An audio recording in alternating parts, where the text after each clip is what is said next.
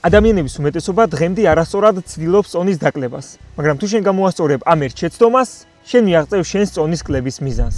ალბათ უკვე ბევრჯერ დაიწყე დიეტა, მაგრამ საბოლოოდ მაინც იქ ბრუნდები, საიდანაც იწყებ, ხომ ასეა?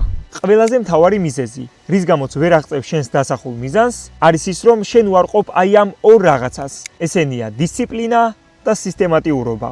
ნებისმიერ საქმეში, ეს იქნება ბიზნესი, პირადი ცხოვრება, თუ წარმატება კარიერაში, შედეგის დადებაში მხოლოდ დისციპლინა და სისტემატიურობა გეხმარება. ზუსტად იგივე გჭირდება წონის კლების დროსაც. ჩემი ბევრი მომხმარებელიც ზუსტად მაგ შეცდომას უშვებდა, რადგან ისინი ფოკუსირებას ახდენდნენ სწრაფ შედეგზე, მაგრამ როცა ერთად დავიწყეთ მუშაობა და დაიწყეს ჯანსაღი ჩვევების გამომუშავება, შედეგი უკვე 2-3 კვირაში გამოჩნდა.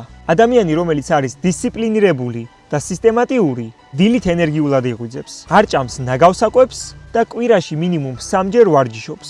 თუ შენს გინდა ერთხელ და სამუდამოდ და არა დროებით მოიშორო ზედმეტი კილოგრამები, იწევ უფასო კონსულტაციაზე, სადაც ზუსტად გაიგებ, რა ნაბიჯები დაგჭირდება, რომ შენს მიაღწიო შენს მიზანს. ამისთვის მომწერე Instagram-ის პირადში. დანარჩენი უკვე იქ განვაგრძოთ.